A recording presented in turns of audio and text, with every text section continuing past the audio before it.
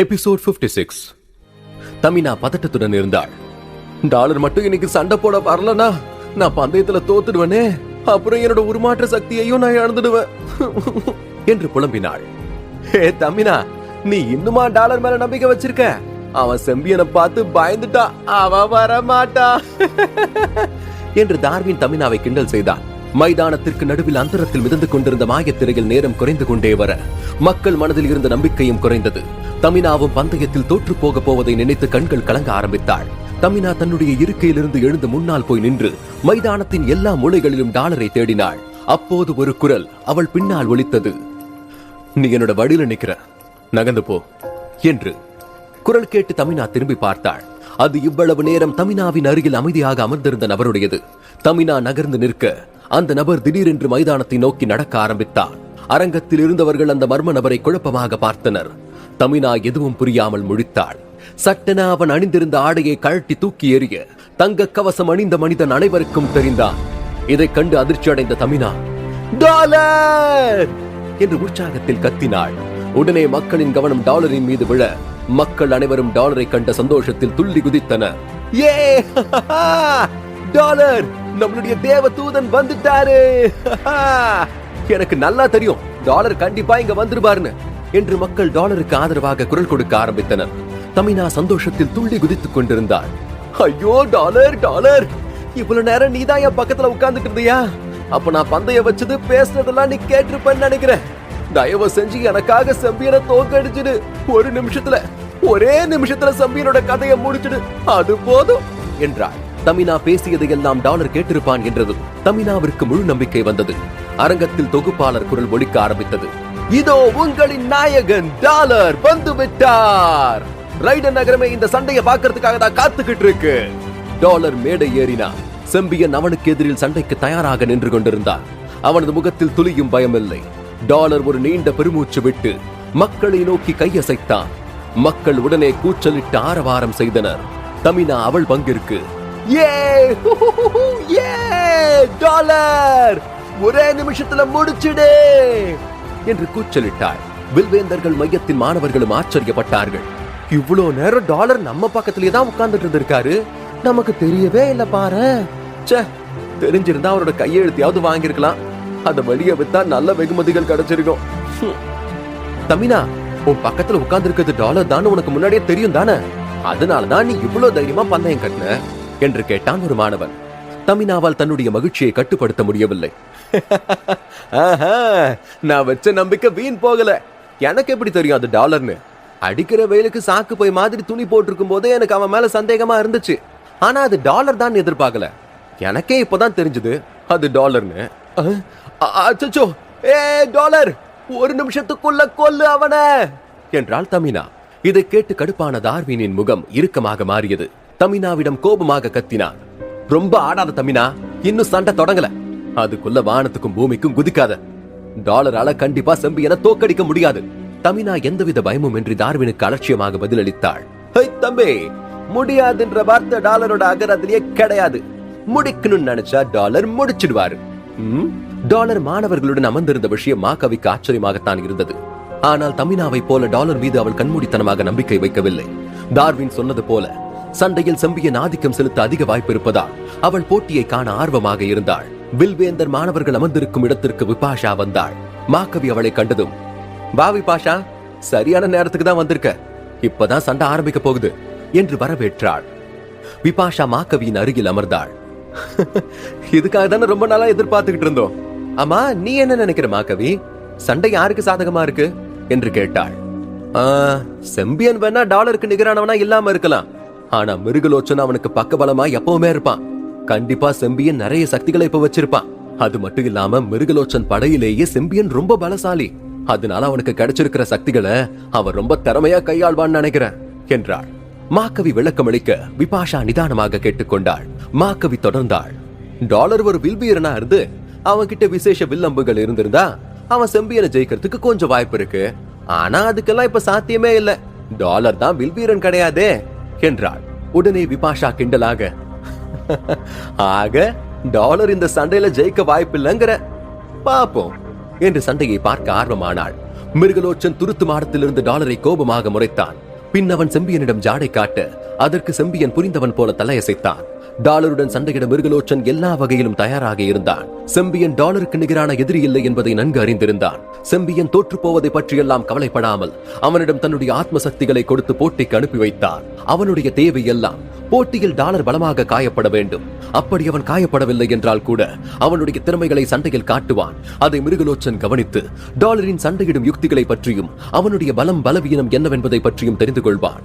இதுவே அவனது திட்டம். செம்பியனும் டாலரும் எதிரெதிரில் சண்டைக்கு தயாராக நிற்க மேடை தரையிலிருந்து மிதந்து சற்று மேலே சென்றது. என்று மணி அடித்து சண்டை தொடங்கியது. செம்பியன் துளியும் இரக்கமில்லாதவன், அதே சமயம் அவன் தந்திரமானவனும் கூட. அவன் டாலரை சாதாரண எதிரியாக நினைக்கவில்லை. அதனால் அவன் உருமாற்று சக்தி வரட்டும், கவசம் வரட்டும் என்று சொல்ல செம்பியனின் உடலில் கனமான இரும்பு கவசம் வந்தது. 9 அடி உயரமுள்ள ஒரு பெரிய கருப்பு மனித குரங்கை போல அவன் உருமாறினான். திடீரென்று ஒரு மிகப்பெரிய மனித குரங்கு கவசத்துடன் மேடையில் நிற்க அந்த பயங்கரமான உருவத்தை கண்டதும் டாலர் சற்று கலக்கமடைந்தான். ஆனால் பார்வையாளர்கள் அனைவரும் செம்பியனின் உருமாற்று சக்தியை கண்டு உற்சாகம் அடைந்தனர். இதை கண்ட மிருகலோச்சன் புன்னகையுடன் கூறினான், நல்ல யுக்தி நண்பா. செம்பியன் எப்பவுமே நல்லா யோசிச்சு தீர்க்கமான முடிவுகளை தான் எடுப்பான். சண்டையோட ஆரம்பத்திலேயே உருமாற்று சக்தியை பயன்படுத்தி டாலரை பயமுறுத்திட்டான்.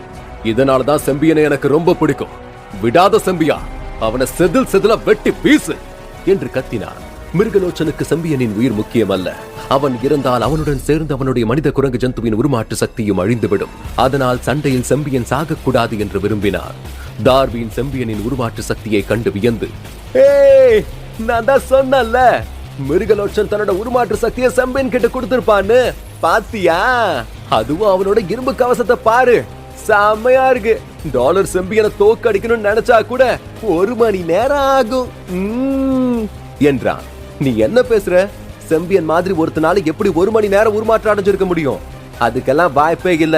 அவனால அதிகபட்சம் 10 நிமிஷம் தான் இருக்க முடியும்னு நினைக்கிறேன் என்றாள் தமினா. அதை சொல்லும் போது அவள் முகம் வாடியது. எப்படியும் டாலர் செம்பியனை 1 நிமிடத்தில் வீழ்த்துவது என்பது கடினமான விஷயம்தான் என்பதை உணர்ந்தாள். எப்படியோ செம்பியன் 10 நிமிஷமாவது சண்டையில் தாக்கு பிடிப்பான்ல, அது போது எனக்கு. நான் 10 முறை உன்னை ஜெயிச்சதுக்கு சமம். ஆனா என்ன செய்ய, உன்கிட்ட ஒரு உருமாற்று சக்தி தானே இருக்கு. பாவம், இப்ப அதுவும் கையை விட்டு போக போகுது என்று டார்வின் தமினாவை கிண்டல் அடித்தான்.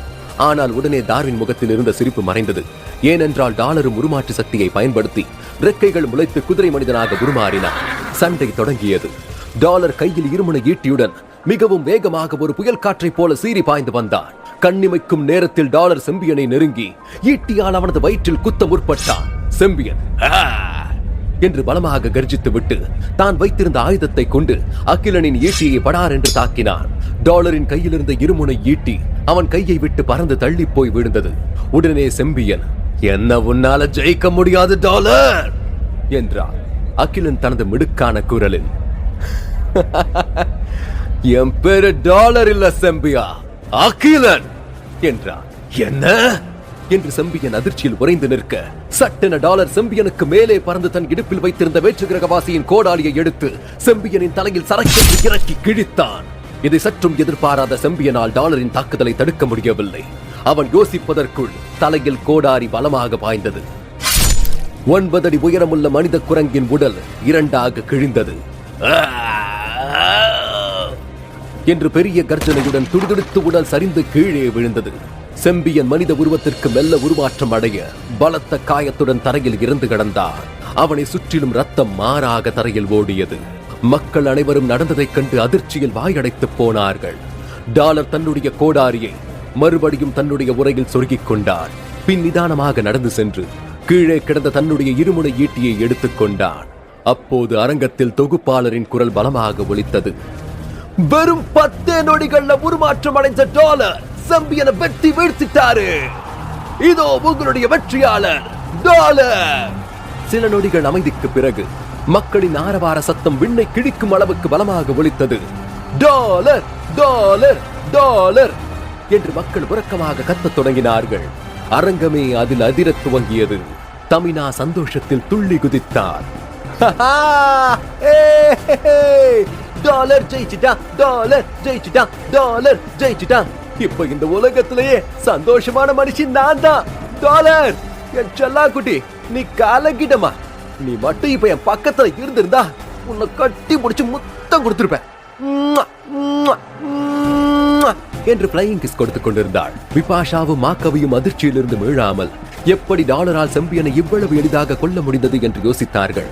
டார்வின் காற்றை பிடுங்கிய பலூன் போல உடல் தளதளத்து போய் இருக்கையில் அமர்ந்தான்.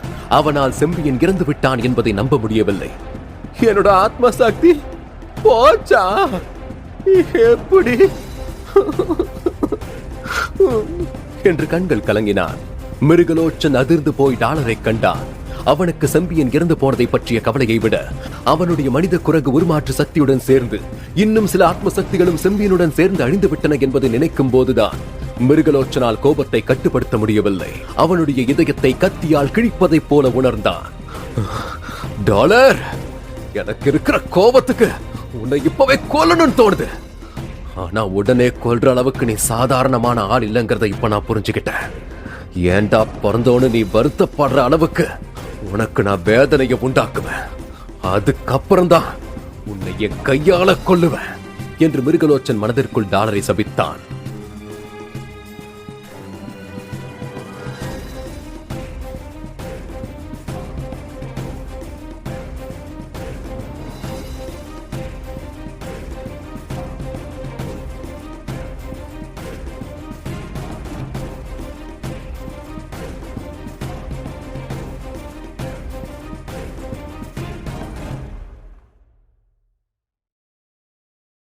எபிசோட் 57.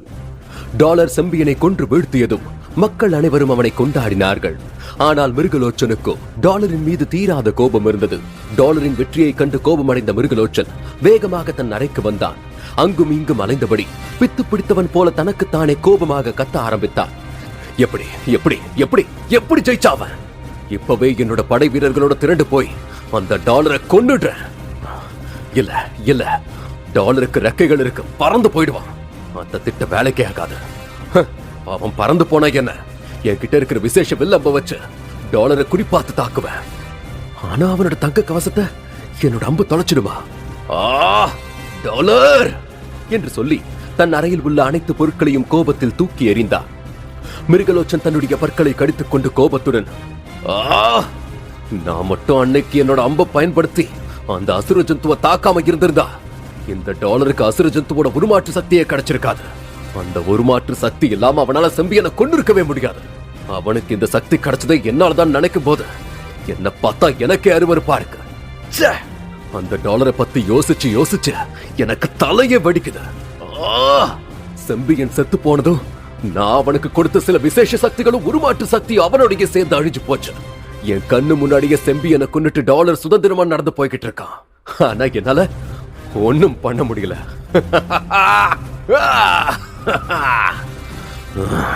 என்று கூறி பலமாக சிரித்தான். விடமாட்டேன். அந்த டாலர் யாருன்னு நான் நிச்சயமா கண்டுபிடிப்பேன். அந்த தங்க கவசத்துக்குள்ள ஒளிஞ்சுகிட்டு இருக்கிற உருவம் யாருன்னு சீக்கிரமா நான் தெரிஞ்சுக்குவேன். எனக்கு ஏற்படுத்தின இழப்புக்கு அவன் பதில் சொல்லி ஆகணும் என்று தனக்கு தானே உறுதி செய்து கொண்டான் மிருகலோச்சன். டாலர் மறுபடியும் மக்கள் கூட்டத்தில் சிக்கிக் கொள்ள விரும்பவில்லை. மக்கள் அவனை நெருங்குவதற்கு வாய்ப்பளிக்காமல் அவன் தன் ரெக்கைகளை விரித்து வானத்தில் பறந்து சென்று மறைந்தான். மறுநாள் டாலர் செம்பியனை சண்டையில் கொன்றது ரைடன் நகரத்தின் தலைப்புச் செய்தியானது. செம்பியன் மீது ரைடன் நகர மக்களுக்கு பெரிய அதிருப்தி எப்போதும் இருந்தது உண்டு. அதனால் அவன் இறந்ததை பற்றியெல்லாம் மக்கள் கண்டுகொள்ளவில்லை. இது வெறும் ரைடன் நகரத்திற்குள் நடைபெறும் ஒரு மல்யுத்த போட்டிதான் என்பதால் அண்டை நகரத்து மக்கள் யாரும் பெரிதாக எடுத்துக் கொள்ளவில்லை. இதுவே டாலர் ரைடன் நகரத்து போட்டிகளில் வெற்றி பெற்று வீர முதல்வன் ஆனதும் அதன் பிறகு நடக்கவிருக்கும் அனைத்து நகர தற்காப்பு கலை போட்டிகளிலும் மற்ற நகரத்தின் முதன்மை வீரர்களுடன் டாலர் ரைடன் நகரத்தின் சார்பில் மோதுவார். அப்போது இந்த உலக மக்களின் கவனம் டாலரின் மீது விழும். இந்த போட்டியில் வென்று வெற்றி வாகை சூடினால் டாலர் பிரபஞ்ச வீரனாக மாறிவிடுவான். பிறகு அழியா புகழும் செல்வமும் அவனை வந்து சேரும். ரைடன் நகரத்து வீரர்கள் டாலரை கண்டு அரண்டு போயிருந்தார்கள். செம்பியன் போன்ற மூர்க்கத்தனமான வீரனை 10 வினாடிகளில் கொல்வது என்பது அவர்களை பொறுத்தவரை சாத்தியமில்லாத ஒன்று. அதுவும் 9 அடி உயரமான மனித குரங்கு ஜந்துவிடம் சண்டையிட்டு அதை கொன்றவனுடன் மோதி தங்களுடைய உயிரை மாய்த்துக் கொள்ளும் தைரியம் வீரர்கள் யாருக்கும் இல்லை. இந்நிலையில் டாலரை அடுத்த சுற்றில் எதிர்கொள்ளப் போகிறவர்கள் யார் என்கிற கேள்வியும் மக்கள் மனதில் எழத் தொடங்கியது. மக்களில் சில பேர் டாலர் ஒரு இரக்கமில்லாத கொலைகாரன் என்று அவனுக்கு எதிராகவும் பேசத் தொடங்கினார்கள். இதை அறிந்த தமினாவும் அவளுடைய வில்வேந்தர்கள் மையத்தை சேர்ந்த நண்பர்களும் அதிருப்தி அடைந்தார்கள். சண்டையின் போது தமினாவுக்கும் டார்வினுக்கும் நடந்த பந்தயத்தை பற்றி ரைடன் நகரத்தில் செய்திகள் பரப்பி டாலரின் ரசிகர்கள் மத்தியில் வாழ்த்து பெற்றனர். ஆனால் இது எதுவும் டாலர் ஒரு கொலைகாரன் என்கிற உண்மையை அவர்களால் மாற்ற முடியவில்லை. பிறகு செம்பியனை பற்றிய ஒரு செய்தி ரைடன் நகர மக்கள் மத்தியில் பரவத் தொடங்கியது. அதில் செம்பியன் மிருகலோச்சன் படையில் இருக்கும்போது தன்னுடைய அதிகாரத்தை வைத்து பயமுறுத்தி பல அப்பாவி பெண்களை கற்பழித்திருப்பதும், பலவீனமான மக்களை தேவையில்லாமல் துன்புறுத்துவதும், எதிர்ப்பவர்களை இரக்கமில்லாமல் கொல்வதும் என அராஜகம் செய்து வந்ததை பற்றி விவரமாக செய்தித்தாள்களில் வரத் தொடங்கியது. மக்கள் பலதரப்பட்ட கருத்துக்களை அவர்களுக்குள் பகிர்ந்து கொண்டனர். செம்பியன் ஒரு கேவலமான மிருகம். நான் மட்டும் டாலரா இருந்திருந்தா முதல்ல செம்பியனை தான் தேடி கண்டுபிடிச்சு கொண்டு இருப்பேன். ஆமாமா, சரியா சொன்ன. அவன மாதிரி ஆளுங்களுக்கெல்லாம் இது தேவைதான். என்ன பேசுறீங்க எல்லாரும்? யார் இறந்திருக்காங்கன்றது முக்கியம் இல்ல. யுத்த காலத்துல ஒரு கொலை நடந்திருக்கு. டாலர் தான் அந்த கொலையை செஞ்சது. அவன மாதிரி ஒரு தர்மம் இல்லாத வீரனை மக்கள் ஆதரிக்கிறது வியப்பா இருக்கு. இவ்வளவு செஞ்ச டாலர் அவனோட உண்மையான முகத்தை காட்ட வேண்டியது தானே. எதை பத்தியும் முழுசா தெரியாம பேச முடியாது. ரைடன் நகரத்துல இருக்கிற மக்கள் எல்லாருக்குமே தெரியும், போட்டியில டாலர் மூலமா செம்பியனுக்கு சரியான தண்டனை தான் கிடைச்சது. சரியா சொன்னீங்க. மக்களுக்கு நடந்த அநீதிகளுக்கெல்லாம் டாலர் ஒரு முடிவு கட்டிருக்காரு. மக்கள் தங்களுக்குள் பல விவாதங்களை மேற்கொண்டனர். டாலரின் செயலின் மீது விமர்சனங்கள் நிறைய இருந்தாலும் அவனுக்கான ஆதரவு அதைவிட அதிகமாகவே இருந்தது. ரைடன் நகரத்தில் உள்ள மக்கள் அனைவருக்குமே தெரியும், செம்பியன் மற்றும் அவனது கூட்டாளிகள் செய்த அராஜகத்திற்கு பின்னால் மிருகலோச்சன் தான் இருக்கிறான் என்று. ஆனால் அவனைப் போல ஒரு தலைமை வீரனை எதிர்க்கும் தைரியம் யாருக்கும் வரவில்லை. மிருகலோச்சனை பகைத்துக் கொள்ளக் கூடாது என்பதற்காகவே அவர்கள் செய்யும் பல அக்கிரமங்களை கண்டும் காணாமல் பொறுத்துக் கொண்டு அமைதியாக இருந்தார்கள். அதனால்தான் டாலர் அவர்களை எதிர்த்ததும் மக்களின் ஆதரவை அதிகமாக பெற்றான். மறுநாள் அகிலன் வில்வேந்தர்கள் பயிற்சி மையத்திற்குள் நுழைந்தான். அவனுக்கு எதிரில் தமினா ஒரு ஜந்துவில் சவாரி செய்து வந்தாள். அகிலா, என்னோட புது சவாரி ஜந்துவை பாத்தியா என்று கேட்டாள் தமினா. அவளின் அழகான சவாரி ஜந்துவை கண்டு அகிலன் ஆச்சரியப்பட்டான். ஒரு அழகான விசித்திர மானை போல இருந்த அந்த ஜந்து தலையில் 2 கொம்புகளுடன் ஒட்டகத்தின் உயரம் வளர்ந்து மெதுவாக நடந்து வந்தது. அது வேகமாக ஓடக்கூடிய ஆற்றல் கொண்டவை என்பது அதன் 4 கால்களை பார்த்தாலே தெரிந்துவிடும். தமினா அமர்ந்திருக்கும் அழகான ஜந்துவை கண்டு அகிலன் மிகவும் பொறாமைப்பட்டான். அகிலன் தோளில் தோன்றிய சின்னு, பாத்தியா அகிலா, சண்டையில ஜெயிச்ச நீ நடந்து போய்கிட்டு இருக்க. உன் மேல பந்தயம் கட்டின தமினா பந்தயத்துல ஜெயிச்சு சவாரி ஜந்துல ஒய்யாரமா உட்காந்து போய்கிட்டு இருக்கா என்றது. ஆமா சின்னு, இந்த மல்யுத்த போட்டியெல்லாம் முடிக்கிட்டோம். முதல் வேலையா இதை விட சிறப்பான சவாரி ஜந்துவை தேடி கண்டுபிடிப்போம். வெறுங்கால நடந்து போறதுக்கு எனக்கும் ரொம்ப கடுப்பாதான் இருக்கு. அது மட்டும் இல்லாம எனக்கு நீ இப்ப மக்கள் மத்தியில மிகப்பெரிய செல்வாக்கு இருக்கு. என்னதான் டாலருக்கு ரெக்கைகள் இருந்தாலும் ஜந்துவோட முதுகுல சவாரி ஏறி ஊர்வலமா போகும்போது கம்பீரமா தானே இருக்கும் என்றான் அகிலன். தமினா அவன் அருகில் வந்தாள். ஜந்துவின் முதுகில் அமர்ந்திருந்த தமினாவை அகிலன் அண்ணாந்து பார்த்தான். அகிலா, பாத்தியா எப்படி நம்ம ஜந்து செம்மையா இருக்குல்ல? எல்லா புகழும் டாலருக்கே. ஒரு நிமிஷத்துல சண்டைய முடிப்பான்னு பந்தயம் காட்டின. கடைசியில அவன் 10 நொடிகள்ல சண்டைய முடிச்சுட்டா. இனிமே நடக்க போற எல்லா சண்டையிலயும் அந்த டாலர் மேலதான் பந்தயம் கட்டலான் இருக்க என்றாள் தமினா. தமினாவும் அகிலனும் பேசிக் கொண்டிருப்பதை மாக்கவி ஜன்னல் வழியாக எட்டி பார்த்தாள். அகிலா, என்னோட அறைக்கு வா என்று கட்டிடத்தின் 2வது மாடியிலிருந்து மாக்கவி அகிலனை அழைத்தாள். உடனே தமினா சந்தேகத்துடன், ஏ அகிலா, எதுக்காக அவ உன்னை கூப்பிடுறா? மறுபடியும் ஏதாவது பிரச்சனை பண்ணி மாட்டிக்கிட்டியா என்று கேட்டார். ஏய், நான் எதுவும் பண்ணல என்றான் அகிலன். அவளோட முகத்தை பார்த்தா ஏதோ பிரச்சனை மாதிரி தான் தெரியுது. எதுக்கும் நீ கொஞ்சம் ஜாக்கிரதையா இரு என்றாள் தமினா. அகிலன் குழப்பத்துடன் கேட்டான். ஓஹோ, நீ முகத்தை பார்த்தே எல்லாத்தையும் கண்டுபிடிச்சிடுவியா? அப்ப நீ வேட்டையாடுறதை விட்டுட்டு மூஞ்சி ஜோசியம் பார்க்க போ, நல்ல லாபம் கிடைக்கும் என்று சொல்லி கிண்டல் அடித்து விட்டு 2வது மாடியை நோக்கி வரைந்தான் அகிலன். அறிவுரைக்கு ரொம்ப நன்றி அகிலன். இப்ப கொஞ்சம் நகர்ந்து நில்லு. என்னோட ஜந்துவுக்கு கூட்டத்தை பார்த்தா கூற்று சுபாவம் வந்துடும். நான் கிளம்புறேன் என்று சொல்லிவிட்டு ஜந்துவில் பெருமிதத்தோடு சவாரி செய்து சென்றாள். அகிலன் தோளில் அமர்ந்திருந்த சின்னு, பாத்தியா அகிலா, நீ ஒருத்தன் நிக்கிறது அவளுக்கு கூட்டமா தெரியுதா? இவளுக்காகவே நீ அடுத்த பந்தயத்துல தோத்துட அகிலா என்றதும் அகிலன் சின்னுவை முறைத்தான். அகிலன் மாக்கவியின் அறைக்குள் நுழைந்தான். மாக்கவி, எதுக்காக கூப்பிட்டீங்க என்று கேட்டான். மாக்கவி ஒரு நீண்ட பெருமூச்சு விட்டு அவனிடம் கூறினாள். பிபாஷா உன்கிட்ட எந்த திறமையை பார்த்தான்னு எனக்கு தெரியல. ஆனா அவ என்கிட்ட கேட்டுக்கிட்டதுனாலதான் நீ ராணுவ நுழைவுத் தேர்வுல தேர்ச்சி அடைய நான் உனக்கு உதவி பண்றேன்னு ஒத்துக்கிட்டேன். என்னால முடிஞ்ச உதவியை நான் உனக்கு செய்யறேன். இன்னையில இருந்து நீ எப்ப வில்வேந்தர்கள் பயிற்சி மையத்துக்குள்ள வந்தாலும் நேரா என்ன வந்து முதல்ல சந்திக்கணும். நான் உனக்கு சில கடுமையான பயிற்சிகளை கொடுப்பேன். கடுமையான சவால்களை சந்திக்க நீ தயாராரு. ஜடாயு ராணுவ படம் ஒன்னும் ஆரம்ப நிலை வீரர்களை கொண்ட சின்ன ராணுவ படை இல்ல. சிறந்த வீரர்களுக்கு மட்டுமே அங்கு இடம் உண்டு. மாகவி அகிலனை ஏறி இறங்க பார்த்தாள். அகிலன் மீது அவளுக்கு துளியும் நம்பிக்கை இல்லை. மாகவி அலட்சியமாக அவனிடம் கூறினாள், உன்னால பயிற்சிகளை மேற்கொள்ள முடியலனா நீ தாராளமா விபாஷா கிட்ட போய் என்னால முடியல நான் விலகிக்கிறேன்னு சொல்லிடலாம், நான் உன்னை தடுக்க மாட்டேன் என்றாள் மாகவி. நான் எப்போல இருந்துங்க பயிற்சி தொடங்கணும் என்று கேட்டான் அகிலன். இன்னைக்கே என்றாள் மாகவி. மாகவி அகிலனை உடல் சோதனை ஆய்வகத்திற்கு அழைத்து சென்றார். அங்கு சில உடல் சோதனைகள் செய்து பலம் மற்றும் பலவீனத்திற்கு தனித்தனியாக மதிப்பெண்கள் அளிக்கப்படும். சரி அகிலன், இப்போ உன்னோட முழு உடல் பரிசோதனை ஆரம்பிக்கலாம். உன்னோட தேக ஆரோக்கியத்தோட அளவுக்கும் ராணுவ உடல் தகுதியின் குறைஞ்சபட்ச அளவுக்கும் எவ்வளவு வேறுபாடு இருக்குன்னு பார்க்கலாம் என்றாள் மாகவி. இதை கேட்டதும் அகிலன் பயந்தான். தகுதி தேர்வறைக்குள் செல்ல தயங்கினான். தன்னுடைய முழு உடல் பலத்தின் அளவு தெரிந்தால் தான் டாலர் என்பதை மாகவி எளிதாக கண்டுபிடித்து விடுவாள் என்று எண்ணினான். ஏங்க இப்ப எதுக்குங்க இந்த தேர்வெல்லாம்? இதெல்லாம் எனக்கு ஜுஜுப்பிங்க, சிரமமே இல்லாம தேர்ச்சி அடைஞ்சிருவேன். அதான் விபாஷாவோட பரிந்துரை நமக்கு இருக்குல்ல, நேரா கொண்டு போய் ராணுவத்துல சேர்த்துடுங்களேன் என்று அலட்சியமாக கூறினான் அகிலன்.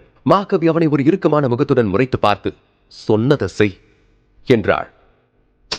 சரிங்க, நீங்க கெஞ்சி கேட்கறதுனால நான் இதுக்கு சம்மதிக்கிறேன் என்று அகிலன் கூற மாகவி அவனை முறைத்தாள். எப்படி சமாளிக்க போறேன்னு தெரியலையே என்று முணுமுணுத்தபடி அகிலன் தகுதி தேர்வறைக்குள் பொறுமையாக நடந்து சென்றான். தேர்ச்சியின் போது தன்னுடைய முழு பலத்தையும் காட்டிவிடக் கூடாது என்பதில் உறுதியாக இருந்தான். மாகவிக்கு எந்த விதத்திலும் சந்தேகம் வராமல் நடந்து கொள்ள வேண்டும் என்று தீர்மானித்தான். அகிலன் ஏற்கனவே இதே போல உடல் பலத்தின் தகுதி சோதனை செய்திருக்கிறான். இந்த தகுதி தேர்வும் கிட்டத்தட்ட அதே போலதான். அகிலன் அறையில் தனது திறமைகளை காட்ட தயாராக இருக்க மாகவி வெளியில் நின்று கொண்டு ஒரு பெரிய மாயத்திரையில் உள்ளே நடக்கும் விஷயங்களை கவனித்துக் கொண்டிருந்தாள்.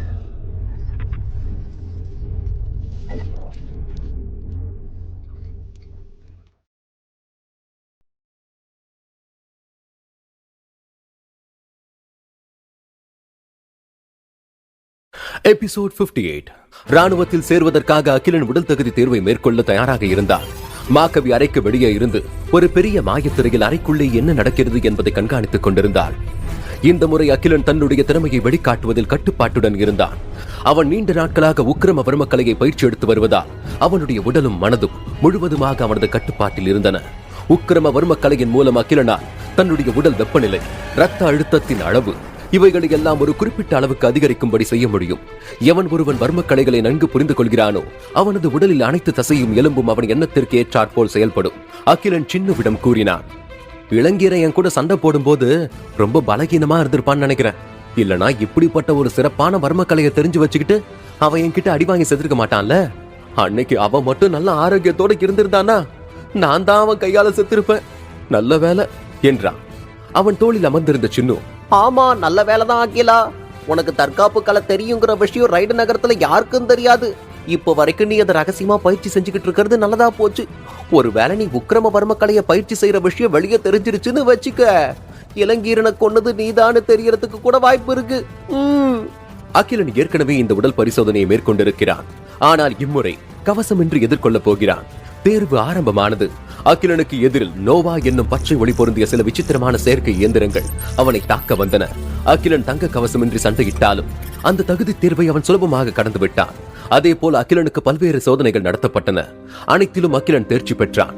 அறையை விட்டு வெளியே வரும்போது உடல் முழுக்க வியர்வையுடன் வெளியே வந்தான். அகிலனுக்கு வைத்த தேர்வுகள் அவனுக்கு சுலபமாக இருந்தாலும் அவைகளில் கஷ்டப்பட்டு தேர்ச்சி பெற்றவன் போல காட்டிக்கொண்டான். மாகவி அவனை ஆச்சரியத்துடன் பார்த்தாள். அவன் இத்தனை தகுதி தேர்வுகளிலும் தேர்ச்சி பெறுவான் என்பதை அவள் எதிர்பார்க்கவில்லை. மாகவிக்கு எதிரில் இருந்த மாயத்திரை அகிலனின் திறமைகளை பகுப்பாய்வு செய்து விவரங்களை காட்டிக் கொண்டிருந்தது. அகிலனின் தேர்வு முடிவுகளை பார்த்த மாகவி அவனிடம், 10 மதிப்பெனுக்கு குறைவாதான் எல்லா தேர்வுகளையும் எடுத்திருக்க, இன்னும் கொஞ்சம் முயற்சி செஞ்சிருக்கலாம். பரவாயில்ல, பொதுவாவே மற்ற ராணுவ பள்ளிகளுக்குள்ள நுழைய குறைஞ்சபட்சம் 10 மதிப்பெண்களையாவது தகுதி தேர்வுல எடுக்கணும். அதுவே ஜடாய் ராணுவ பள்ளியை பொறுத்த வரைக்கும் இந்த தகுதி எல்லாம் பத்தாது, இன்னும் அதிகமான மதிப்பெண்களை எதிர்பார்ப்பாங்க. ஆனா சிறப்பான பரிந்துரையில போற மாணவர்களுக்கு 10 மதிப்பெண்கள் இருந்தா போதும், நுழைவு தேர்வை சுலபமா கடந்துடலாம் என்றாள் மாகவி. அகிலன் மாயத்திரையை கவனித்தான். அதில் அவனுடைய தேர்வு விவரங்கள், திறமைகள் என பகுப்பாய்வு செய்யப்பட்டு தகுதி தேர்வு காணொலி சுயற்சி முறையில் ஓடிக்கொண்டிருந்தது. மேலும் மாகவி தொடர்ந்தாள், நமக்கு இன்னும் 1 மாசம் தான் இருக்கு. நீ எல்லா தேர்வுலையும் 10 மதிப்பெண் வாங்குற அளவுக்கு நான் உன்னை தயார் பண்றேன். அதோட சேர்த்து உனக்கு வில்வித்த பயிற்சிகளையும் சொல்லிக் கொடுக்கிறேன். ஏன்னா சிறப்பான வில் வீரர்களை ராணுவத்துல கொஞ்சம் சுலபமா சேர்த்துக்குவாங்க என்றாள். அகிலன் ஆர்வத்துடன் மாகவியிடம் கேட்டான், மாக்கவி, உங்ககிட்ட ஒரு விஷயம் கேட்கணும். பரிந்துரை இல்லாம ஜடாய் ராணுவ படையில சேர குறைஞ்சபட்சம் எவ்வளவு மதிப்பெண்களை எடுக்கணும்? அதுக்கு நீ என் கூட போட்டி போட்டு ஜெயிக்கிற அளவுக்கு உன்கிட்ட தரமா இருக்கணும். அப்படி நீ என்ன ஜெயிச்சிட்டா உனக்கு யாரும் சிபாரிசு செய்ய வேண்டிய அவசியம் இல்ல. நீயாவே போய் ஜடாயு ராணுவ படையில சேர்ந்துக்கலாம் என்று கிண்டல் அடித்துவிட்டு அங்கிருந்து நகர்ந்தாள். அடுத்ததாக மாக்கவி அகிலனை உடற்பயிற்சி கூடத்திற்கு அழைத்து சென்றார். அகிலன் அங்குள்ள வித்தியாசமான உடற்பயிற்சி உபகரணங்களை ஆர்வத்துடன் பார்த்துக் கொண்டிருந்தான். இது போன்ற உபகரணங்களை எல்லாம் அவன் இதற்கு முன்பு பார்த்ததில்லை. பல வீரர்கள் அங்கு உடற்பயிற்சி செய்து கொண்டிருந்தார்கள். அங்கிருந்த அனைத்து உபகரணங்களும் ராணுவ வீரர்களின் பயிற்சிக்காக பிரத்யேகமாக தயாரிக்கப்பட்டிருந்தது. ஆனால் அங்கு பயிற்சி செய்து கொண்டிருந்த பெரும்பாலான வீரர்கள் ராணுவத்தில் புதிதாக இணைந்தவர்களாகவும் யுத்த களத்திற்கு செல்லாதவர்களாகவும் இருந்தார்கள். ஒரு பெரிய ரயில் பெட்டியை போல இருந்த சதுரங்கமான செயற்கை சாதனத்தின் முன்பு அவளும் அகிலனும் வந்து நின்றார்கள். 150 அடி வரை நீளம் இருந்த அந்த சாதனத்தின் பிரதான பொத்தானை மாக்கவி அழுத்தினாள். உடனே அந்த இயந்திரத்தின் பச்சை விளக்குகள் உயிர் பெற்று இயந்திரம் இயங்கத் தொடங்கியது. மாக்கவி அவளின் மேலாடையை கழற்றியதும் அவள் உள்ளுக்குள் அணிந்திருந்த இறுக்கமான பயிற்சி உடைகள் அவளை இன்னும் எளிமையாக காட்டியது. அவள் அணிந்திருந்த இறுக்கமான உடைகள் உடற்பயிற்சி செய்வதற்காகவே பிரத்யேகமாக தயாரிக்கப்பட்டவை. அந்த உடையில் மாக்கவியின் கச்சிதமான உடல் அமைப்பு தெரிய அகிலன் எச்சில் விழுங்கி மாக்கவியை மலைத்து பார்த்து கொண்டிருந்தான். மாக்கவி அந்த சாதனத்திற்குள் சென்று ஒரு சின்ன மாயத்திரையில் நில அளவுருக்களை அமைத்துக் கொண்டாள். சோதனை ஆரம்பிக்கும் முன் அகிலனிடம், கவனமா பாரு, இன்னைக்கு ஒரு தடவை மட்டும்தான் நான் உனக்கு செஞ்சு காமிப்பேன். நாளையில இருந்து தினைக்கும் நீயே இந்த சோதனையை தனியா தான் மேற்கொள்ளணும், புரியுதா என்றாள். சாதனத்தின் கதவுகள் முழுமையாக மூடப்பட்டது. வெளியே இருந்த மாயத்திரையில் மாக்கவி உள்ளே சோதனையை மேற்கொள்வது தெரிந்தது. அதில் அகிலன் கவனமாக பார்த்துக் கொண்டிருந்தான். மாக்கவி அந்த கருவிக்குள் நுழைந்ததும் உடற்பயிற்சி செய்து கொண்டிருந்த வீரர்கள் பலரும் அந்த சாதனத்திற்கு முன் தோன்றிய மாயத்திரையின் முன் வந்து சூழ்ந்து நின்று கொண்டு வாயில் எச்சில் வடிக மாக்கவி உடற்பயிற்சி சொல்லித் தருவதை வேடிக்கை பார்த்துக் கொண்டிருந்தார்கள். மாக்கவியின் கால்கள் நீளமாகவும் கவர்ச்சியாகவும் இருந்தன. டேய், மாக்கவியோட உடம்பு நாளுக்கு நாள் கவர்ச்சி ஆயிட்டே போகுதுடா. அவளோட கால்களை பாத்தியா, எவ்வளவு அழகா இருக்கு. ஆமாண்டா, வருஷ கணக்குல அவ மடியிலே படுத்திருக்கலாம்டா. டேய், அவ கால் அழக விடுங்கடா, அவ பின்னழக பாருங்கடா, எப்படி கச்சிதமா வச்சிருக்கான்னு.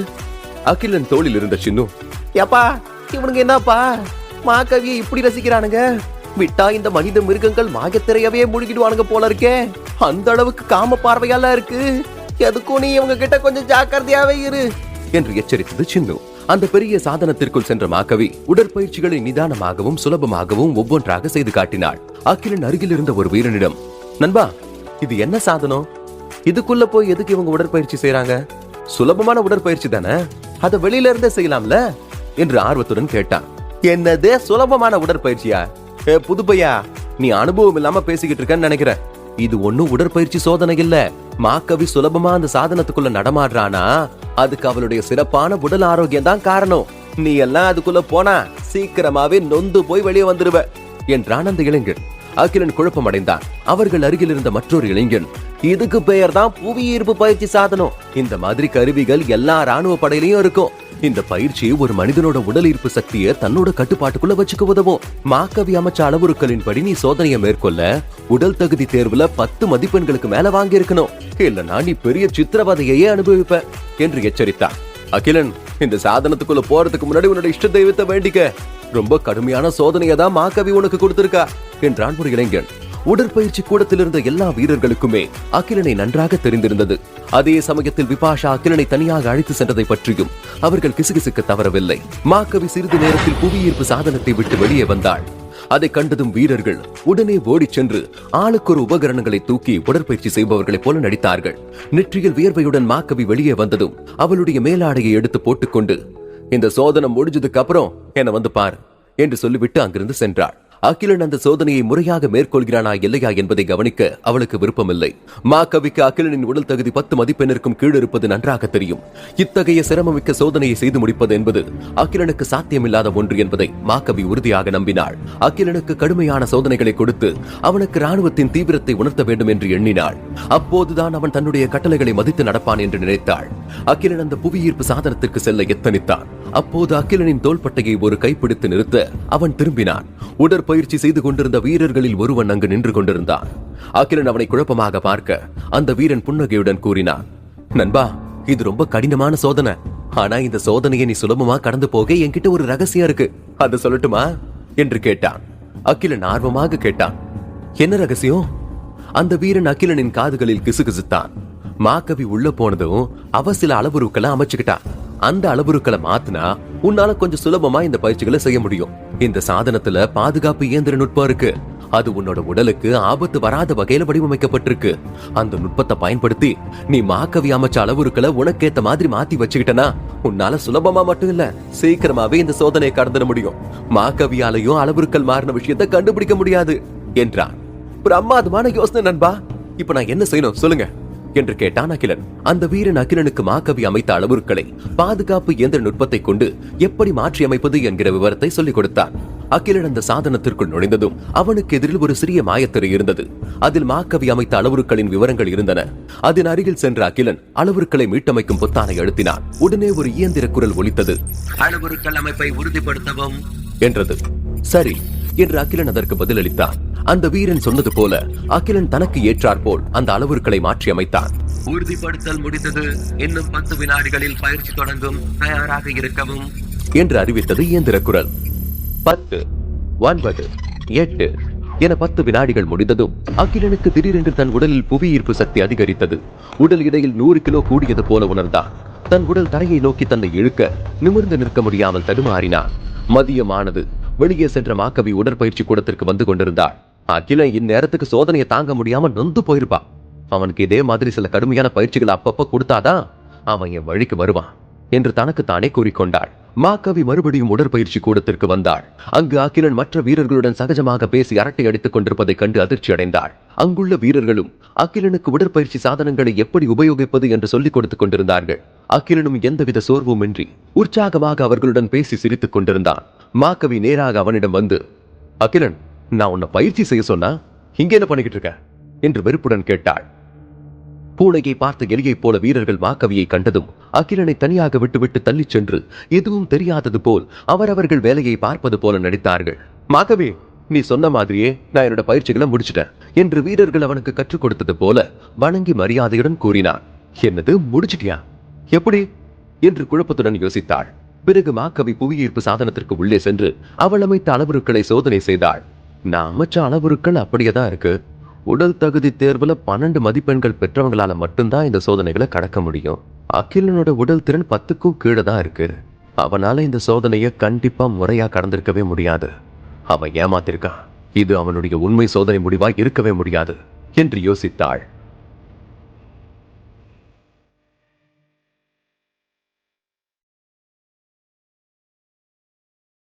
எபிசோட் 59. அகிலன் ஏமாற்றி இருக்கிறான் என்று தெரிந்ததும் மாக்கவி கோபம் அடைந்தாள். அந்த சாதனத்திற்குள்ளே இருந்து வெளியே வந்த மாக்கவி, உனக்கு யார் இந்த பாதுகாப்பு இயந்திர நுட்பத்தை பத்தி சொல்லிக் கொடுத்தது என்று அகிலனை பார்த்து கத்தினாள். பாதுகாப்பு இயந்திர நுட்பத்தின் மூலம் அளவுருக்களை மாற்றி அமைக்க முடியும் என்பது மாக்கவிக்கும் நன்றாக தெரியும். அகிலன் எதுவும் தெரியாத அப்பாவி போல, என்னது பாதுகாப்பு நுட்பமா, எதை பத்தி மாக்கவி கேக்குறீங்க என்று கேட்டான். நீ சொல்ல மாட்டேன்னு எனக்கு தெரியும். போய் 7.0 பயிற்சி வில்லையும் கொஞ்சம் அம்புகளையும் எடுத்துட்டு வா என்று மாக்கவி அகிலனை முறைத்தபடி கட்டளையிட்டாள். அவள் எதற்காக இதையெல்லாம் செய்கிறாள் என்று அகிலனுக்கு புரியாமல் யோசித்தபடி சென்று மாக்கவி கூறியதைப் போல வில்லையும் சில அம்புகளையும் கொண்டு வந்து அவள் முன்னால் நின்றாள். மாக்கவி அகிலனிடம், ஒரு வில்லோட நரம்ப பிடிச்சு நிக்கிற தோரணை எப்படின்னு உனக்கு தெரியுமா என்று கேட்டாள். தெரியுமே என்று அகிலன் தலையசைத்தான். நல்லதா போச்சு, உன் கையில இருக்கிற வில்லோட நரம்பை இழுத்து வில்லியையும் தோரணையில நில்லு என்று நிதானமாக கூறினாள் மாக்கவி. அகிலன் ஏற்கனவே பலமுறை வில்லம்புகளை பயன்படுத்தி இருந்ததால் அவனுடைய தோரணை மிகவும் சிறப்பாகவே இருந்தது. அவன் மிகவும் சுலபமாக வில்லின் நரம்பை இழுத்து குறிப்பார்த்து வேட்டையாடுவது போல நின்று கொண்டிருந்தான். நல்லா தோரணையாவே நிற்கிற என்று மாக்கவி கூற அவனின் பாராட்டை கேட்ட அகிலன் ஆச்சரியமும் சந்தோஷமும் அடைந்தான். ரொம்ப நன்றி தலைவி என்றான் அகிலன். இருந்தும் அவன் பெரிய பிரச்சனையில் மாட்டிக்கொண்டிருப்பது தெரிந்தது. இதே தோரணையில இன்னைக்கு நடுராத்திரி வரைக்கும் இங்கே நில்லு. எப்படி சோதனை சாதனத்துடைய அளவுருக்களை மாத்தி அமைச்சுன்னு சொல்லாத வரைக்கும் நீ இங்க இருந்து நகரவே கூடாது. அப்படி நகர்ந்தா மறுபடியும் நீ இந்த இடத்துக்கு வரவே கூடாது. விபாஷா வரட்டும், இன்னைக்கு நான் உனக்கு ஒரு முடிவு கட்டுறேன். ஒண்ணு நீ இந்த இடத்துல இருக்கணும், இல்ல நான் இருக்கணும் என்று சொல்லிவிட்டு மாக்கவி கோபமாக உடற்பயிற்சி கூடத்தை விட்டு சென்றாள். மாக்கவி அங்கிருந்து சென்றதும் அகிலனுக்கு சோதனையை கடக்க உதவி செய்தவன் அவனிடம் வந்து தன் தவறை உணர்ந்து வருத்தப்பட்டான். என்ன மன்னிச்சிடு நண்பா, என்னாலதான் மாக்கவி உனக்கு இப்படி ஒரு தண்டனையை கொடுத்திருக்கா. நான் உனக்கு உதவணும் தான் அப்படி செஞ்சேன். மாக்கவி அமைச்சிருந்த அளவுருக்களின்படி நீ சோதனைகளை மேற்கொண்டிருந்தா உனக்கு ரொம்ப சிரமமா இருந்திருக்கும். இந்த விஷயம் மாக்கவிக்குமே தெரியும். அவ வேணும்னே தான் உன்னை அந்த சோதனையில உட்படுத்திருக்கா என்றான் அந்த இளைஞன். அவனை சுற்றி மற்ற வீரர்களும் சூழ்ந்து கொண்டார்கள். அனைவரும் சேர்ந்துதான் மாக்கவிக்கு தெரியாமல் அகிலனுக்கு உதவ திட்டம் தீட்டினார்கள். அதனால் அகிலனிடம் தங்களுடைய வருத்தத்தை தெரியப்படுத்தினார்கள். அகிலன் மெல்லிய புன்னகையுடன் அலட்சியமாக, பரவாயில்ல நண்பா, இன்னும் கொஞ்ச நேரம் தானே தாக்கு பிடிக்கணும், நான் பாத்துக்கிறேன் என்றான். அகிலா, வில்லியையும் தோரணைய ரொம்ப சாதாரணமா நினைக்காத. 20 நிமிஷம் தான் உன்னால தாக்கு பிடிக்க முடியும். ஆனா 4 மணி நேரம் எல்லாம் வாய்ப்பே இல்ல. கை பயங்கரமா வலிக்க ஆரம்பிச்சிடும். அதுவும் 7.0 வில்ல தூக்கி பிடிச்சு நிக்கிறது விளையாட்டு இல்ல. பொதுவாவே மத்த வீரர்களால 2 மணி நேரத்துக்கு மேல 6.0 வில்லையே தூக்கி நிக்க முடியாது. உன்னோட தண்டனை காலம் முடிய இன்னும் 4 மணி நேரம் இருக்கு. மாக்கவி உன் மேல இரக்கமே இல்லாம தான் இந்த தண்டனை உனக்கு கொடுத்திருக்கா என்றான் அந்த இளைஞன். அகிலனை கண்டு இறக்கப்பட்ட மற்றொரு இளைஞன், ச்சே, அகிலனை பார்த்தா பாவமா இருக்கு. நான் என்ன சொல்றேன்னா, நாம எல்லாரும் சேர்ந்து மாக்கவி கிட்ட போய் மன்னிப்பு கேட்கலாம். அகிலன் அந்த சோதனையை கடக்க நாம தான் உதவணும்னு சொல்லாண்டா.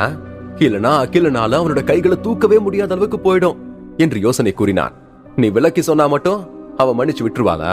நீங்க எல்லாருமே கூட்டு களவானீங்க தான் சொல்லி நம்மளையும் அகிலன் மாதிரி அசையாம நிக்க வச்சிடுவா. பரவாயில்லையா என்றான் இன்னொரு இளைஞன். ஐயோ, அவ செஞ்சாலும் செய்வா. அதுக்கு என்னடா பண்ண சொல்றீங்க? நம்மளால ஒருத்தன் கஷ்டப்படுறான், பார்த்துட்டு எப்படிடா சும்மா இருக்கிறது? எனக்கு தண்டனை கிடைச்சாலும் பரவாயில்ல, நாம ஏத்துக்கிட்டு தான் ஆகணும். வாங்கடா போலாம் என்று வீரர்கள் கிளம்ப அகிலன் அவர்களை தடுத்தான். அதெல்லாம் எதுவும் தேவையில்லை நண்பர்களே, நான் நிக்கிறேன். என்னோட பொறுமை தான் என்னோட தனித்திறமை. 4 மணி நேரம் எல்லாம் எனக்கு ஒரு பெரிய விஷயமே கிடையாது. நான் சுலபமா கடந்து போயிடுவேன் என்றான் அகிலன். தண்டிக்கிறதுக்கு ஒரு எல்லை உண்டு. எதெல்லாம் பொறுத்துட்டு போறதுன்னு ஒரு விவசாய இல்ல. நீ அனுபவிக்கிறது சித்திரவதை அகிலா என்று காட்டமாக கூறினான் மற்றொரு இளைஞன். அகிலன் புன்னகையுடன் கூறினான், நான் இது எல்லாத்தையும் விட மோசமான அனுபவங்கள் எல்லாம் கடந்து வந்திருக்கேன். இதெல்லாம் எனக்கு ஒண்ணுமே இல்ல. எனக்காக நீங்க யாருக்கிட்டையும் போய் மன்னிப்பு கேட்க வேண்டாம். ஒருவேளை என்னால நிக்க முடியாம போச்சுன்னா அதுக்கப்புறம் வேணா போய் நீங்க மன்னிப்பு கேளுங்க. மாக்கவிய மேல பரிதாபப்பட்டு என்னோட தண்டனைகளை குறைக்க வாய்ப்பு இருக்கு. நீ சொல்றதும் நல்ல யோசனை தான் அகிலா. உன்னால முடிஞ்ச வரைக்கும் அப்படியே நில்லு. எப்போ உன்னால முடியலையோ அப்ப சொல்லு. நாங்க மாக்கவி கிட்ட போய் நடந்த எல்லா உண்மையையும் சொல்லி மன்னிப்பு கேட்கிறோம் என்றான் ஒரு இளைஞன். அகிலன் எதுவும் பேசாமல் அவர்கள் கூறியதற்கு ஆம் என்பது போல தலையை மட்டும் அசைத்தான். எதுவும் செய்யாமல் அசையாமல் இருப்பது வன்முறையில் ஈடுபடுவதை விட கொடுமையானது.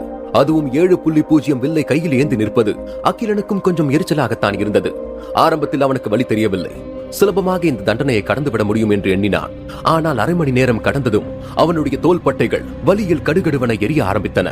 நேரம் ஆக ஆக வலி அதிகரித்துக் கொண்டே சென்றது. 1 மணி நேரம் கடந்து போக அகிலன் வியர்வை கடலில் மூழ்கியிருந்தான். அவனது தோள்பட்டை வலுவிழக்க உடல் முழுவதும் நடுங்கத் தொடங்கியது. அகிலன் தன் பற்களை கடித்துக் கொண்டு உக்கிர வர்ம கலையின் ஒருவித யுக்தியை பயன்படுத்தினான். உடனே அவனுடைய தசைகள் லேசாகி வலி ஒரு அளவிற்கு குறைந்தது. அகிலன் ஒழுங்காக நிற்கிறானா இல்லையா என்பதை மாக்கவி தன்னுடைய அறையிலிருந்து மாயத்திரையின் மூலம் அவனை கண்காணித்துக் கொண்டிருந்தாள். மாக்கவி கூறியது போல அகிலன் வில்லியையும் தோரணையில் அசையாமல் நின்றாலும் அவன் சிரமப்படுகிறான் என்பது அவளுக்கு நன்றாக தெரிந்தது. அவன் இந்த அளவிற்கு பொறுமைசாலியாக இருப்பான் என்று மாக்கவி நினைக்கவில்லை. ராணுவ வீரர்கள் கூட 1 மணி நேரம் இந்த தண்டனையை தாக்குப்பிடிப்பது கடினம்தான். அதிகபட்சம் 1 மணி நேரம் அல்லது 1.5 மணி நேரம் அகிலனால் நிற்க முடியும் என்பது மாக்கவியின் கணிப்பாக இருந்தது. பயிற்சி ஆரம்பிச்ச முதல் நாள்லயே ஏமாத்திரியா? இன்னும் என்கிட்ட என்னென்ன அனுபவிக்க போறேன்னு பாரு என்று மாயத்திரையில் அகிலன் இருப்பதை பார்த்து கடிந்தாள். யார் அகிலனுக்கு உதவினாலும் அதை பற்றியெல்லாம் மாக்கவிக்கு கவலை இல்லை. மாக்கவி மிரட்டி கேட்டும் கூட அகிலன் தனக்கு யார் உதவினார்கள் என்று காட்டிக் கொடுக்கவில்லை. அந்த பண்பு மாக்கவிக்கு மிகவும் பிடித்திருந்தது. ஒருவேளை அகிலன் உண்மையை உளறி உதவிய நண்பரை காட்டிக் கொடுத்திருந்தால் அகிலனை மிகவும் கேவலமானவனாக நினைத்திருப்பாள். மாக்கவி தன்னுடைய வேலைகளை முடித்துவிட்டு மறுபடியும் மாயத்திரையில் அகிலனை கவனித்தாள். 1.5 மணி நேரத்திற்கும் மேலாக வில்லியையும் தோரணையில் அகிலன் அசையாமல் ஆணி அடித்தது போல ஒரே இடத்தில் நின்று கொண்டிருந்தான். மாக்கவி இதை நம்ப முடியாமல் ஆச்சரியப்பட்டாள். இவன் எப்படி இன்னும் அசையாம அப்படியே நிக்கிறான்? 1.5 மணி நேரத்துக்கு மேல ஆகுது. முன்னாடி பார்த்ததை விட இப்ப ரொம்ப சௌகரியமா நிக்கிற மாதிரி தெரியறானே. முட்டா இன்னைக்கு ராத்திரி முழுக்க கூட நிப்பான் போலயே என்று எண்ணி குழப்பமடைந்தாள். அகிலனுக்கு இப்போது உடல் வலியும் நடுக்கமும் குறைந்து வியர்வை நின்றது. முன்பை விட மிகவும் தன்னம்பிக்கையுடன் தண்டனையை மேற்கொண்டான். அகிலன் தோளில் அமர்ந்திருந்த சின்னு, அகிலா, இப்படி நீ அசையாம நின்றுகிட்டு இருந்தானா அரிய வகை சிலை மனிதன்னு சொல்லி தூக்கி போய் அருங்காட்சியகத்துல வச்சிட போறாங்க. டேய், மனுஷனா பிறந்தா ஆடணும், பாடணும், அசையணும், ஏதாவது சுவாரஸ்யமா பண்ணணும்டா என்று கிண்டல் எடுத்து வெறுப்பேற்றியது. அகிலன் கடுப்பாகி, சின்னு, நானே செம்ம கடுப்புல இருக்கேன், பேசாம இரு. உன்னோட சுவாரஸ்யத்துக்காக நான் விபாஷா கிட்ட மறுபடியும் விதி வாங்க முடியாது, புரியுதா என்றான். அவன் அசஞ்சானா? அசஞ்ச மாதிரி தான் தெரியுது என்று மாக்கவி அகிலனின் காணொலியை முன்னும் பின்னும் ஓட்டி பார்த்தாள். கடைசி அரை மணி நேரமும் அகிலன் அசையாமல் தான் நின்று கொண்டிருந்தார். ச்சே, அவன் எப்படி அசையாம இருக்கான் என்று கடுப்பானாள். மற்ற வேலைகளை தவிர்த்துவிட்டு மாயத்திரையில் தெரிந்த அகிலனின் காணொலி மீது முழு கவனத்தையும் செலுத்தினாள். அகிலன் 2 மணி நேரமாக நின்று கொண்டிருந்தான். வா அகிலா, பிரமாதமா செயல்படுற, அப்படியே பண்ணு, இன்னும் 2 மணி நேரம் தான். அகிலா, உன்னோட இந்த அசாத்தியமான சகிப்புத்தன்மை எல்லாம் ராணுவ பயிற்சியிலையும் இருந்துச்சுன்னா உனக்கு இந்த உலகத்தோட மத்திய ராணுவ படையிலேயே இடம் கிடைக்கும். நண்பா, நீ உண்மையான வீரன் என்று சொல்லி வணக்கம் செலுத்தினான் ஒரு இளைஞன். அகிலன் நெகிழ்ந்தான். அகிலா, உன்னால முடியலன்னா எங்களுக்கு தெரியப்படுத்து. நீ இவ்வளவு தூரம் தாக்கு பிடிச்சதே பெரிய விஷயம். உன்னை நீயே வருத்திக்காத. இப்படியெல்லாம் பண்ணிதான் மாக்கவிக்கு நீ உன்னை நிரூபிக்கணும்ன்ற அவசியமே இல்ல. அகிலன் அசையாமல் அவர்களை பார்த்து புன்னகைத்து விட்டு, எனக்கு எந்த பிரச்சனையும் இல்லை நண்பர்களே, என்னால கண்டிப்பா ராத்திரி வரைக்கும் நிக்க முடியும். என்னை பத்தியெல்லாம் நீங்க கவலைப்படாதீங்க என்றான். நண்பா, உன்னால ஒருவேளை ராத்திரி வரைக்கும் நிக்க முடியாம போயிடுச்சுன்னா எதுக்கும் வருத்தப்படாத, உனக்கு நான் பாதுகாப்பு கொடுக்கிறேன் என்றான் ஒரு இளைஞர். என்னது பாதுகாப்பு கொடுக்குறியா? உனக்கு மாக்கவியையும் விபாஷாவையும் எதிர்க்கிற அளவுக்கு தைரியம் வந்துருச்சா என்று கேட்டான் இன்னொரு இளைஞன். அது நான் அப்படி சொல்ல வரல, நீங்க யாரும் இத தீவிரமா எடுத்துக்காதீங்க என்று அசடு வழிய சொன்னான் அந்த இளைஞன். வீரர்கள் அனைவரும் உடற்பயிற்சி கூடத்திலேயே குளித்துவிட்டு அசையாமல் இருக்கும் அகிலனிடம் விடைபெற்று சாப்பிட சென்றார்கள். அகிலன் தனது உக்கிரம கலையை பயன்படுத்தி மனதையும் உடலையும் ஒருநிலைப்படுத்தி சாந்தமாக நின்றான். இது அவனுக்கு தேவையான வலிமையை அதிகப்படுத்தி சோர்வை நீக்கியது. அகிலன் 3 மணி நேரம் கடந்து ஒரே இடத்தில் நிற்க மாக்கவி அதிர்ச்சி அடைந்தாள். உடற்பயிற்சி கூடத்தில் இருந்த வீரர்கள் தான் பார்த்துக் கொண்டிருக்கும் மாயத்துறையில் கோளாறு செய்திருப்பார்களோ என்று சந்தேகப்பட்டாள். உண்மையிலேயே அங்க என்ன நடக்கிறது என்பதை தெரிந்து கொள்ள மாக்கவி உடற்பயிற்சி கூடத்திற்கு விரைந்தாள். அகிலனின் தோளில் அமர்ந்திருந்த சின்னு, அகிலா, இந்த பயலுகெல்லாம் உன் மேல பரிதாபப்படுற மாதிரி நடிக்கிறானுங்க. எனக்கு உண்மையிலே உன்னை பார்த்தா எப்படி தெரியுமா இருக்கு? விளையாட்டு பூங்கா வாசல்ல சிரிக்காம சில மாதிரி ஒருத்தர் மன்னர் வேஷம் போட்டுக்கிட்டு நின்னுகிட்டு இருப்பாரு. குழந்தைங்க எல்லாம் கூட்டமா வந்து அப்படின்னு அவரை கத்தி பயமுறுத்தும். மொக்கையான நகைச்சுவைகளை சொல்லி அவரை சிரிக்க வைக்க முயற்சி பண்ணும். ஆனா அந்த ஆளு எதுக்குமே மசியாம மூஞ்சிய வர்றப்பா வச்சுக்கிட்டு நிப்பாரு. உன்னை பார்த்தா எனக்கும் அவர் ஞாபகம் தான் வருது என்று கிண்டல் அடித்து சிரித்தது. சின்னுவின் கிண்டல்களை கேட்ட அகிலன் கண்கள் மூடி கடுப்பானான். அப்போது என்று வேகமாக கதவை திறந்த மாக்கவி உடற்பயிற்சி கூடத்திற்குள் நுழைந்தாள்.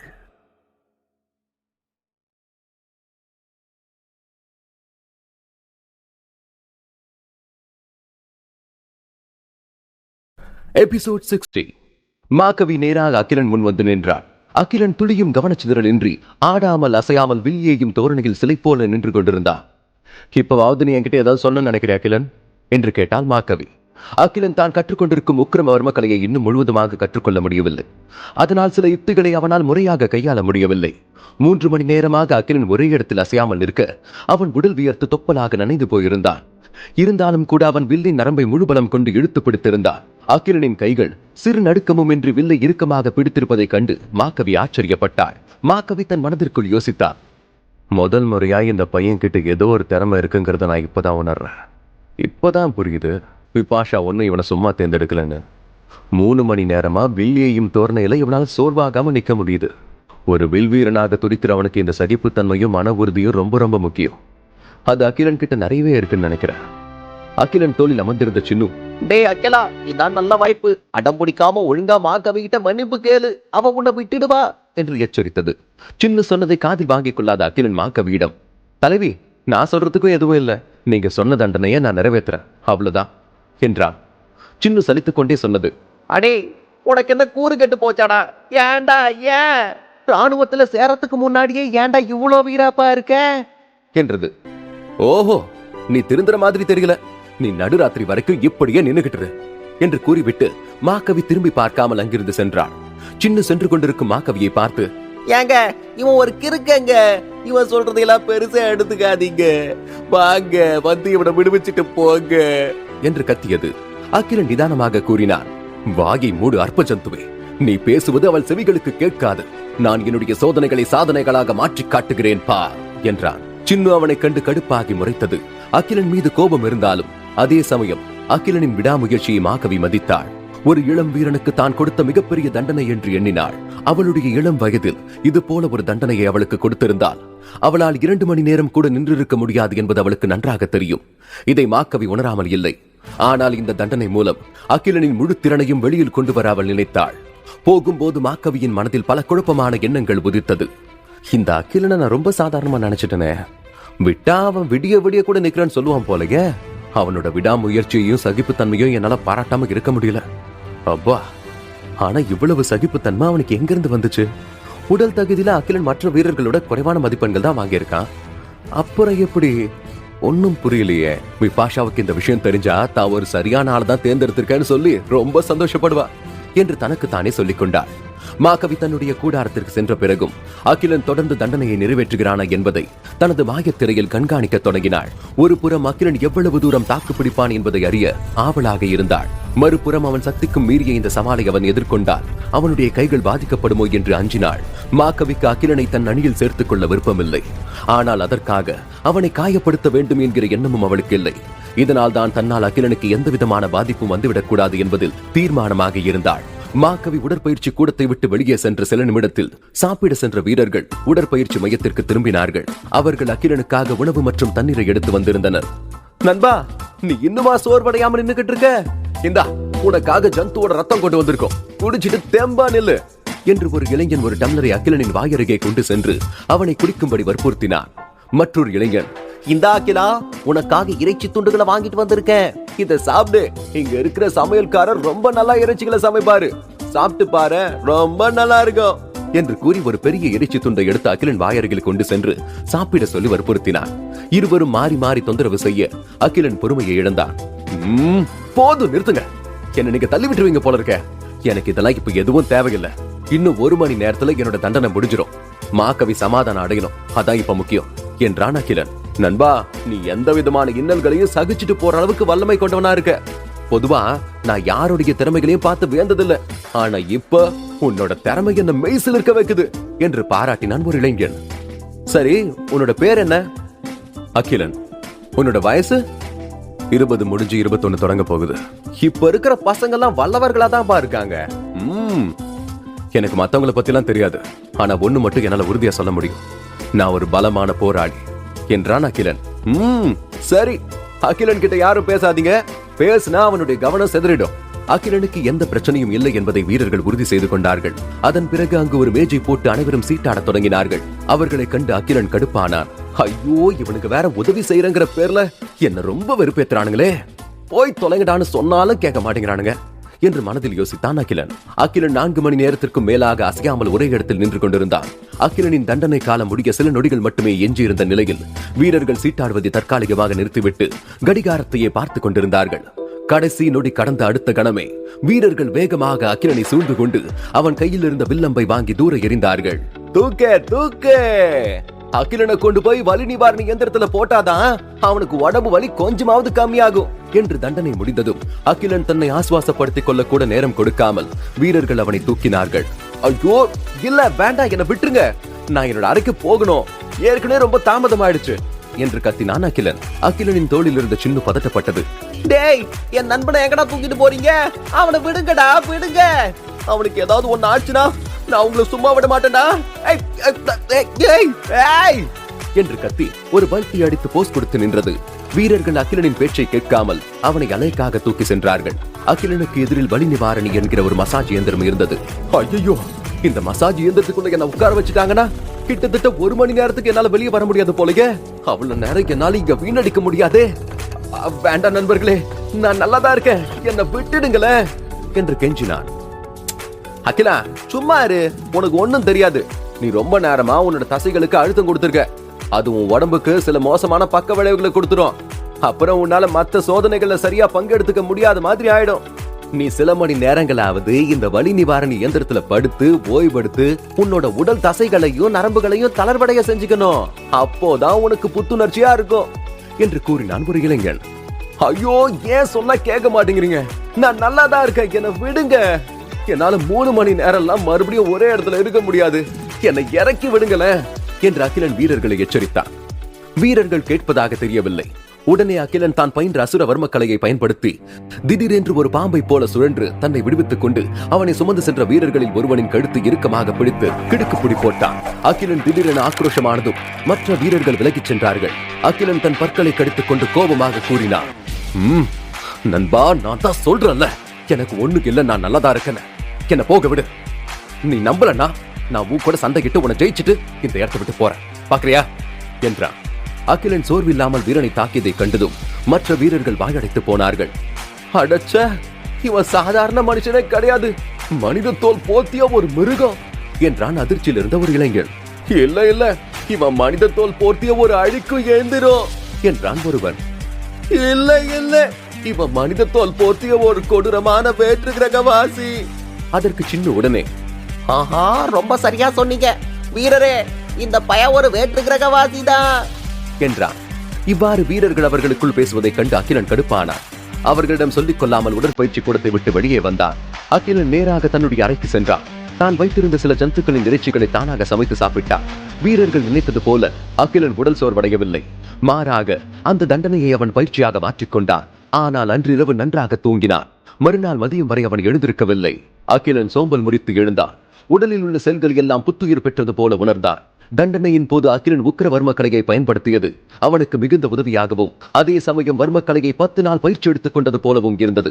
அப்படின்னா உக்கிரம வர்மக்கலைய எந்தவித கடினமான சூழ்நிலையிலையும் பயிற்சி செய்ய முடியுமா? இந்த மாதிரி ஒரு தற்காப்பு கலை எனக்கு கிடைச்சது மிகப்பெரிய பேரதிர்ஷ்டம் தான் என்று அகிலன் பெருமிதம் கொண்டான். அகிலன் தோளில் அமர்ந்திருந்த சின்னு, அகிலா, இனிமே நீ எதுக்கும் அவசரப்பட வேண்டிய அவசியமே இல்ல. நீ புவியீர்ப்பு சாதனத்துல பயிற்சி எடுத்துக்க இன்னும் நிறைய கால அவகாசம் இருக்கு. ஒருவேளை நீ செய்யலனா கூட மாக்கவி உன்னை செய்ய வச்சிருவா என்றது. அகிலன் தனது தற்போதைய நிலையை நன்கு புரிந்து கொண்டான். ராணுவத்தில் உயர்குல வீரன் என்கிற அந்தஸ்தை பெற அவன் நீண்ட காலம் உழைக்க வேண்டும். விபாஷாவின் படையில் சேர்ந்ததுதான் தான் எடுத்த நல்ல முடிவாக கருதினான். மிருகலோச்சனிடமிருந்தோ அவனது வீரர்களிடமிருந்தோ இனி தனக்கு தொல்லை இருக்காது என்று நம்பினான். அகிலங்கிற ஒரு சின்ன பையனோட ஏற்பட்ட சின்ன மனஸ்தாபத்துக்காக மிருகலோச்சன் விபாஷாவை பகைச்சிக்க விரும்ப மாட்டான். ஆனா மிருகலோச்சனுக்கு நான் தான் டாலருங்கிறது தெரியாத வரைக்கும் எந்த பிரச்சனையும் இல்லை. அவனுக்கு மட்டும் உண்மை தெரிஞ்சா என்ன அழிக்காம விபாஷா, நிக்கண்டன் யார் வந்தாலும் சரி மொத்தமா எதிர்க்க துணிஞ்சிடுவான் என்று சின்னுவிடம் கூறினான் அகிலன்.